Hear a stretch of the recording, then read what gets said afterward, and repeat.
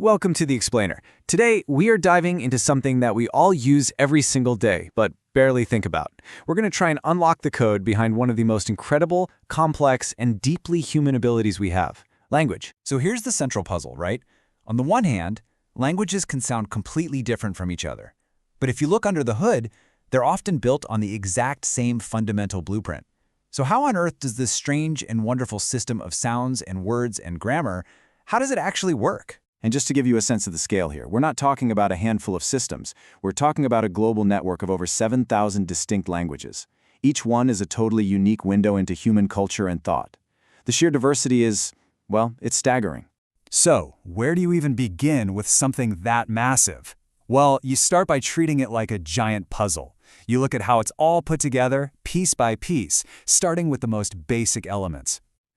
Probably the best way to think about it is like building a skyscraper. You don't just start with the fancy penthouse suite and hope for the best. No, you have to pour a solid foundation and then build your way up, level by level. And believe it or not, language is constructed in almost the exact same way.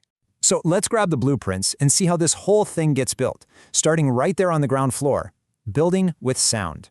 Okay, so level 1 is phonetics. These are just the basic sounds we can make, like b, p, or a. Then we go up to morphology, where we start combining those sounds into meaningful bits and pieces, like a prefix like un or a suffix like ing. Next up is syntax. This is the grammar, the rules of the road that tell us how to organize words into sentences that actually make sense. Once we have that sentence, semantics comes in. Think of it like the dictionary definition. It gives the sentence its literal meaning. But maybe the most important level of all is the final one, pragmatics. This is all about how context changes everything. It's how we know that when someone says, "Wow, it's cold in here," they might not just be stating a fact. They might be politely asking you to close the window. Now, once that whole structure is in place, from the sounds to the context, that's when human language starts to show off. It has these unique abilities, honestly, you could call them superpowers, that set it apart from literally any other communication system on the planet. And I'm not talking about minor little features either. These are game-changing abilities that completely redefine what's possible for a species to communicate. First up, we have what's called productivity. This is our knack for creating and understanding things that have never, ever been said before. I mean, think about it. You can make up a completely new word or describe a brand new idea, and people will get what you mean. It makes language this endless, creative resource. And then there's displacement. This is our amazing ability to break free from the here and now. We can talk about what we did last summer, make plans for next year, or even tell stories about places that don't exist. We're not chained to our immediate surroundings, which is not the case for most other species. To put it in perspective, a bee can do this really complex dance to tell its friends, "Hey, there's nectar over there, right now." But that bee can't tell the others about the awesome patch of flowers it found yesterday. And it certainly can't warn them about an imaginary dragon it just thought up. We can. This isn't just a small difference. It's a completely different ballgame.